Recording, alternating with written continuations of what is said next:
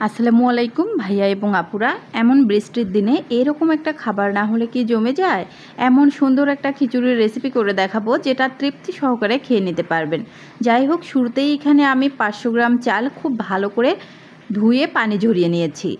তার সাথে এখানে আমি মিষ্টি কুমড়া একটা ফালি, সেটাকে আমি এরকম করে কেটে সেটা পরিষ্কার করে দিয়ে দিলাম। দিয়ে দিচ্ছি চালের সাথে 1 কাপ পরিমাণ মসুরের ডালটাকেও আমি খুব ভালো করে পরিষ্কার করে নিয়েছি। তারপর দিয়ে দিচ্ছি এখানে বড় সাইজের 2টো পেঁয়াজ কুচি, এখানে আদা বাটা, রসুন বাটা এবং জিরে বাটা সব 1 টেবিল চামচ করে দিলাম। কাঁচামরিচ দিয়ে দিচ্ছি 8-10টির মতো, সাথে আমি দিয়ে দিচ্ছি তেজপাতা বড় সাইজের 2টি, এখানে দারুচিনি 4 টুকরো, এলাচি 6টি আর লবঙ্গ গোলমরিচ 5টি। হলুদের গুঁড়ো দিয়ে দিচ্ছি 1 টিস্পুন, মরিচের গুঁড়ো 1 টিস্পুন আর এখানে স্বাদ মতো লবণ দিয়ে দিচ্ছি। রান্নার তেল দিয়ে দিচ্ছি আধা কাপ। এরপর খুব ভালো করে হাত দিয়ে সব কিছু আমি মেখে নিব। মিষ্টি কুমড়াটা যারা পছন্দ করেন না তারা অন্য সবজি দিয়ে এই খিচুড়িটা রান্না করতে পারেন, তবে মিষ্টি কুমড়ো যাদের কাছে ফেভারিট অর্থাৎ পছন্দ তারা কিন্তু অবশ্যই এভাবে একবার হলেও বানিয়ে দেখবেন। এটা এতটা টেস্টি, না খেলে এর টেস্ট আপনি অনুভব করতে পারবেন না।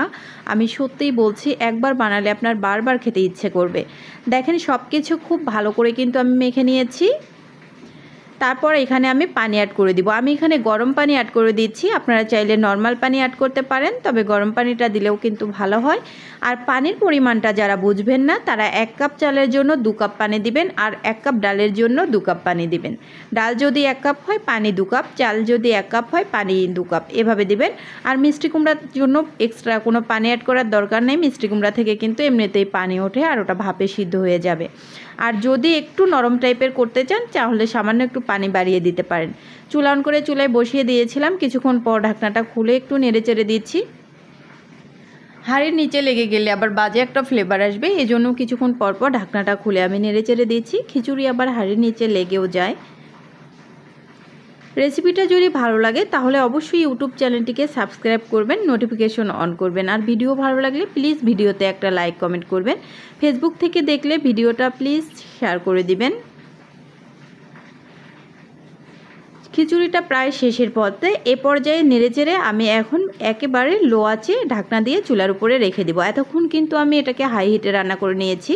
তো খিচুড়ির সাথে ডিম ভাজিটা না হলে কেমন হয়, এই জন্য আমি এখানে 2টো ডিম, পেঁয়াজ, মরিচ এবং একটু কাঁচা জিরা, লবণ, হলুদ দিয়ে খুব ভালো করে মেখে নিয়েছি। এবার ডিমটাকে আমি ভেজে নিচ্ছি।